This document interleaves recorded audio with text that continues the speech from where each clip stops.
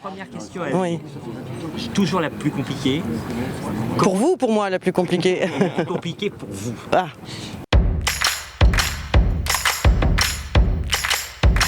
Si vous deviez résumer le film, ce serait quoi? Alors, je ferai un résumé qui... Je dirais que c'est 4 personnes qui passent la nuit à se demander s'ils s'aiment encore. Correct. Correct. Correct. Je n'en dis pas trop. Je n'en dis pas beaucoup non plus. Mais oui, voilà, je dis, c'est en gros le résumé, bien que normalement c'est vous qui savez faire ça bien mieux que moi.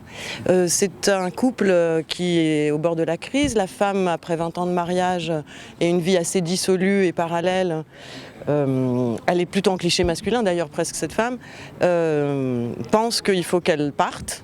Et elle va s'installer dans l'hôtel en face de son appartement avec une vue plongeante sur son appartement. Et là, elle va être un peu voyeur de sa propre vie. Et donc, fatalement, elle va devenir un petit peu extra-lucide parce que quand tout à coup on se regarde vivre, on voit des choses qu'on ne voyait pas quand on était dedans. Quand Christophe vous propose ce film, déjà il vous dit quoi? Il vous fait lire un scénario? Non. Qu'est-ce qu'il vous dit pour présenter le film? Il me dit, je voudrais qu'on fasse un film avec un personnage féminin qui serait plutôt un cliché masculin. Et donc ça m'a beaucoup plu évidemment, parce que pour moi c'était extrêmement exotique. Tout à coup il fallait avoir énormément d'amants, être de mauvaise foi, ce qui est très très jubilatoire, la mauvaise foi à jouer.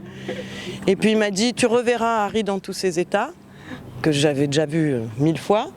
Et en gros voilà, c'était ça le point de départ. Et il m'a dit, maintenant je vais écrire.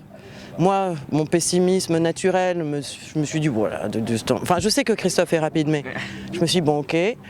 Et en fait, ensuite, ça c'était au mois de mai dernier. Et en juillet, il m'a envoyé le scénario. Et j'ai adoré, mais de toute façon, j'avais pas besoin de... Enfin, je veux dire, avec Christophe, il y a une telle confiance et moi je rêvais de retourner avec lui parce que ça faisait quand même un petit moment, hein. Les Bien-Aimés c'était en 2011 je crois. Il y a quand même le plaisir de jouer avec Benjamin. Benjamin en fait pour moi c'était pas bizarre parce qu'on a fait beaucoup travaillé ensemble sur la musique, les concerts et tout ça. Donc le fait de travailler ensemble c'était pas nouveau pour nous. Bien sûr on n'avait jamais tourné et je l'ai trouvé épatant parce que c'est quand même un gros rôle de composition pour lui. Notamment tout ce qui est cascade de machines à laver, la vaisselle, le linge, tout ça, je crois que c'est quelque chose... Je ne sais même pas s'il a déjà ouvert une machine à laver la vaisselle avant le film. Donc ça c'était très drôle parce qu'évidemment je ne me suis pas gênée pour le chambrer un petit peu et je l'ai trouvé formidable parce que c'est quelque chose de lui que je connais dans la vie, cette tendresse et cette drôlerie, etc.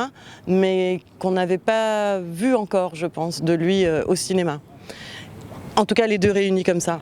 Et donc ça, c'était super bon. Puis je vous cache pas, il y avait quand même un petit plaisir sadique de le voir arriver en chaussettes et en bermuda. Ça, on l'a beaucoup chambré là-dessus. Ah non, mais Vincent, il est super parce qu'il a cette espèce de légèreté, d'inventivité. En même temps, il n'est pas cabot. Enfin, il est vraiment super. Et puis, ce qui est drôle, c'est que comme en fait, il est très jeune, mais qu'il est acteur depuis très longtemps, il a des trucs de vieil acteur aussi parfois. Il va nous sortir, mais pas d'acteur, pas de vieil acteur, de vieille personne même. Des phrases de mec qui a déjà vu beaucoup et tout. Donc c'était très drôle. Il a un côté un peu Benjamin Button, quoi. Camille, on se connaissait pas, donc on s'est tout de suite bien entendu. Mais c'est aussi le truc de Christophe, c'est que non seulement il choisit des acteurs évidemment par rapport aux personnages, etc., mais il garde toujours aussi en tête le fait qu'on va quand même être ailleurs que chez nous, en vase clos, et qu'il faut être avec des gens sympas. Parce que c'est pas rien quand même le Luxembourg. C'est pas la destination favorite pour des vacances. Si, eh bien pour du travail c'est génial.